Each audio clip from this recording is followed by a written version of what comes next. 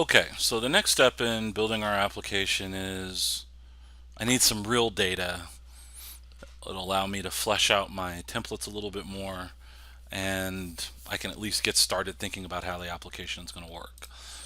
So right now I already know that I'm going to have a bunch of different pieces. So what I haven't done before is I'm going to build some packages.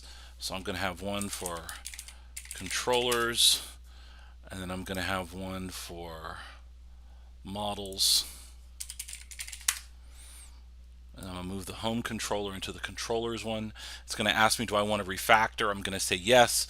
And what that means is it'll just change all the references if they need to be changed. Now let's go ahead and create one for an organization. And since I'm going to want this to go into the database, I'm going to ask for entity. Oh, and since I created this application simply with just the web and the time leaf, with just the web and the time leaf dependencies, I need to go back and add my dependencies. So a quick way to do that is I can just go to the Spring Initializer website, and I'm not going to put Lombok in this. So I need Spring JPA and H2 database. At some later point, I'm actually going to add security as well. But let me just do this real quick so I can go ahead and see what those dependencies are. Pom.xml.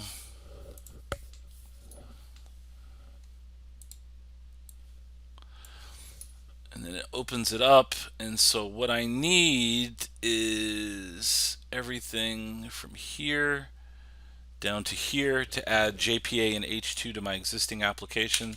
So I'm going to copy that. It would be neater and more complete if I actually went and unzipped the file first. So I would say extract all. Then I could go into the demo folder, open up pom.xml. I could tell it what I wanted to open it with, so like Notepad, and I'm still doing the same thing. I'm selecting the H2 dependency and the JPA dependency. I'm going to copy those, go to my application, go to the pom.xml file. Inside my open and close dependency tags, but outside of a dependency, and it starts me off with a little space right in here. So I'm going to paste that in there, save it, and then I can right click. Well, actually, it popped up for me automatically. I can tell it to import my Maven changes, and it says that it's complete. So let's go back here, and when I type the last Y in entity, it does give me the opportunity to add my import for that. So awesome, that works. I'm going to have a primary key for my table, and it's going to be auto generated.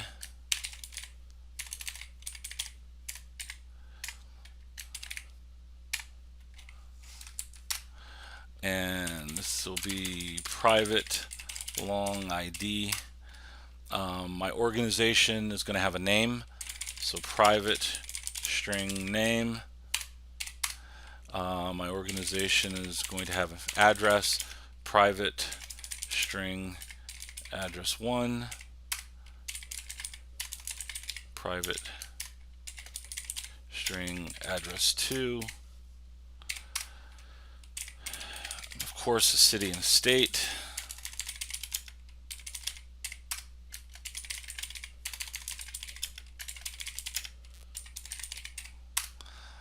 Zip,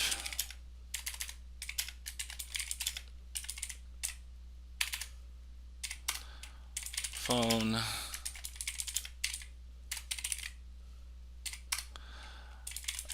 website,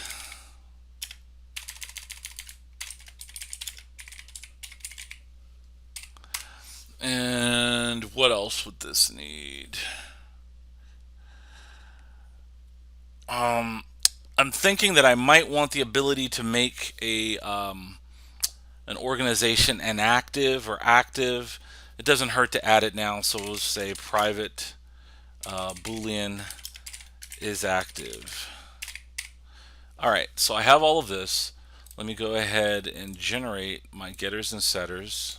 select all, okay. And as long as I'm here, let me go ahead and create some constructors. So I'm going to create an empty constructor, and I'm also going to create a loaded constructor. Generate constructor, select everything, okay. All right, and so that's my organization, and I also need a repository for that. Let me create another package.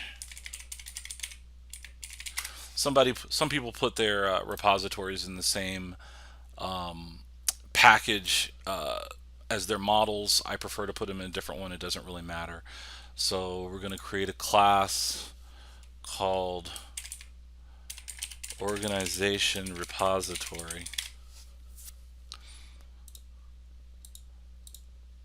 And it extends CRUD repository. It's based on the organization object, and it has a key of type long. All right, so all of that is done. Now,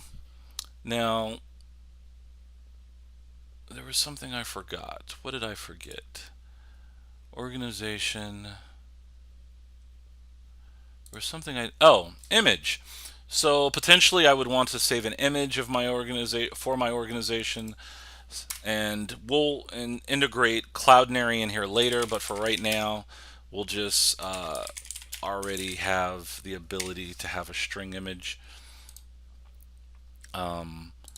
Generate the getters and setters for it, and then I want to add it to my constructor, string image. This dot image equals image. Okay, so organization is done. Now let's go ahead and create our programs. Now there's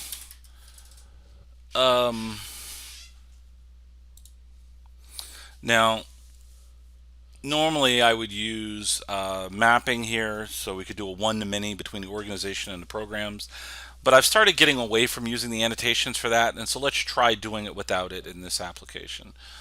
All right, so I need another model, one for my programs. So it'll be program would be my class, add entity, add ID, add generated value, strategy, auto, private long ID, okay, private string name. You might be wondering why I'm not putting validation annotations in there right now. I'm just trying to keep it simple, get the basic part working, and then I can extend it out to include those features. So I want the name of each program.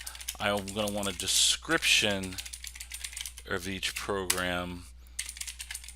I'm going to want an image for each program.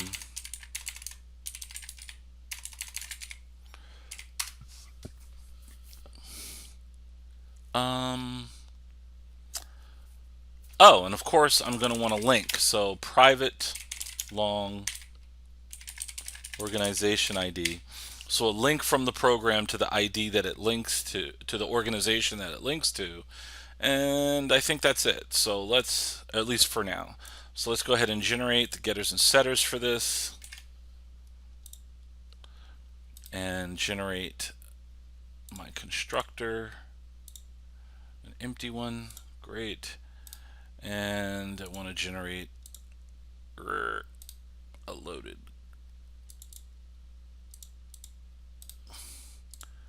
Got butterfingers today. A constructor with all of my fields. Okay. So now I have one for programs, and I need a repository for it. So new class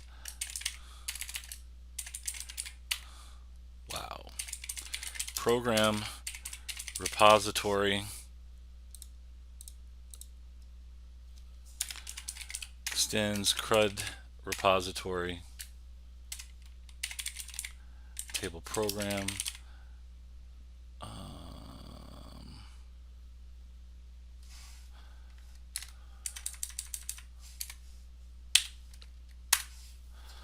All right. So I have my models and my repositories. That's all well and good. Now that I have that, though, it will enable me to now do something I've been waiting to do for a little while, which was to create my data loader to make sure that I have some data in here when I start up my application. All right. So I know some people don't add it till later.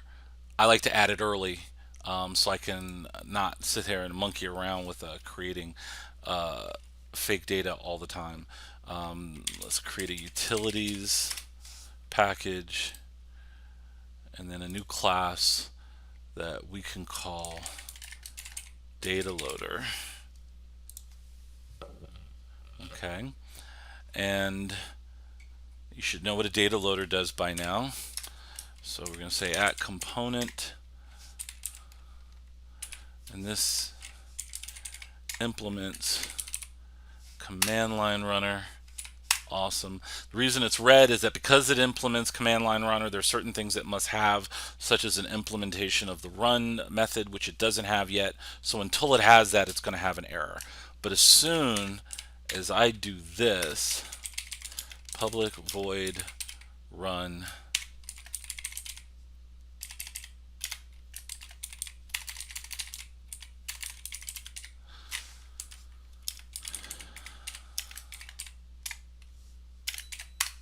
bam, the error goes away.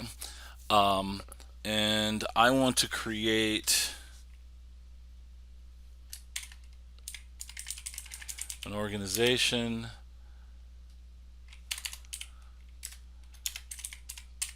a variable called org, type organization.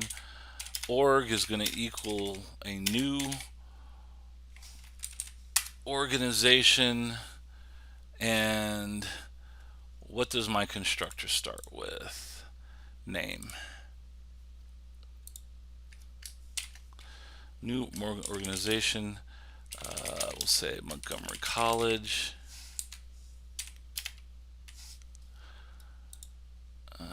Let me just go ahead and grab this.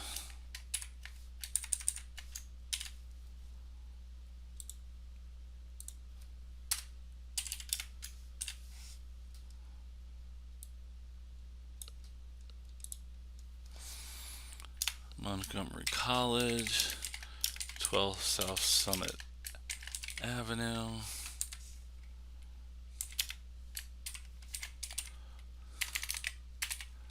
Fourth floor.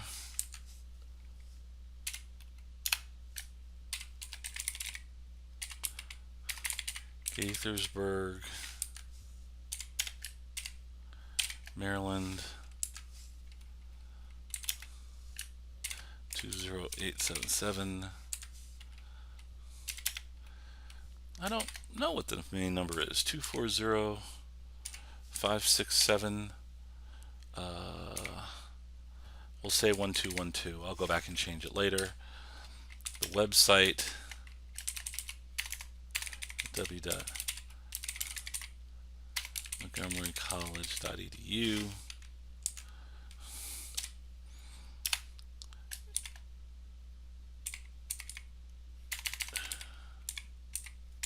True, it is active. And an image file right now that's got that blank. Okay, so that's set up, and I need my repositories. So at AutoWired organization repository,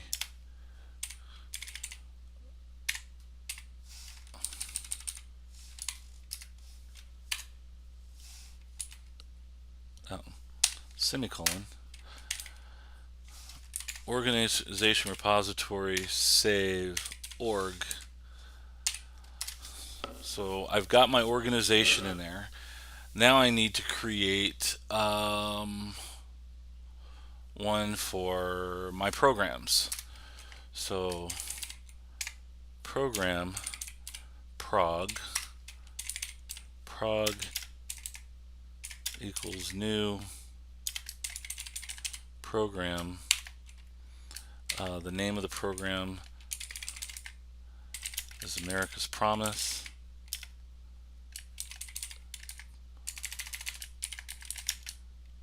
Java Bootcamp. The description right now is a bootcamp.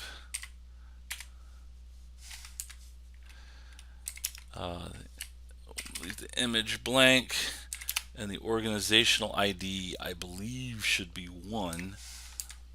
Let's see what we end up with. And I'm going to need to put this in there as well, so I'm going to need another AutoWired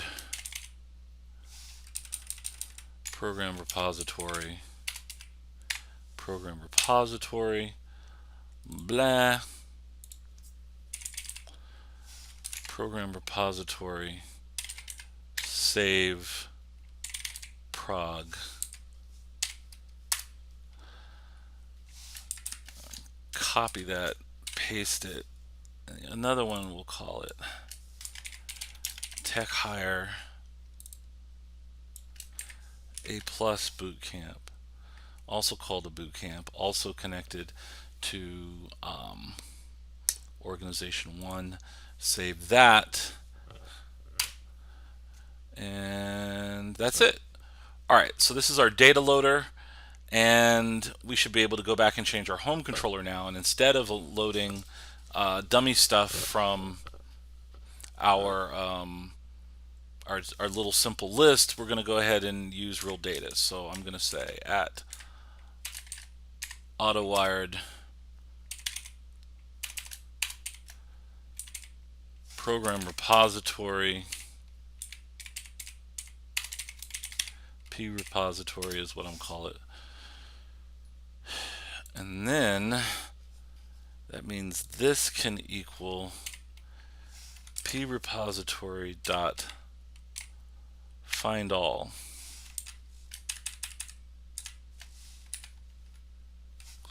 And I feel like I'm forgetting something. Would you like to yell out what I'm forgetting, boys and girls? Too bad, can't hear you. I am enjoying this a little bit too much. Any rate, all right, so now that we're loading things from our program repository, when we try to go in and step through the list on our template page, on our home page here, we can't just say program for the title, because now we have a complex object. We're not just loading a simple string. So now it should be program dot name, and the description should really be text equals $ curly bracket program dot description. All right, that seems to be everything. Let's go ahead and stop and rerun.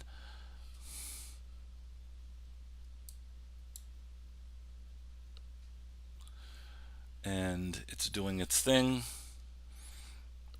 Now you'll notice that I didn't add all the fields in there, because ultimately if I've done something wrong, I don't need all the fields to know that the mapping of the data is somehow wrong, or I didn't load the data properly. I should be able to just do this much and see what's what. So I can say localhost 8080, bam, America's Promise Java Bootcamp, Tech Hire A+ Bootcamp. That part works.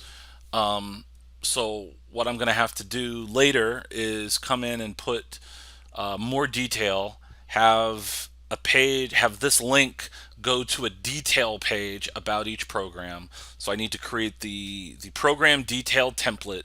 I need to hook up the program detail template.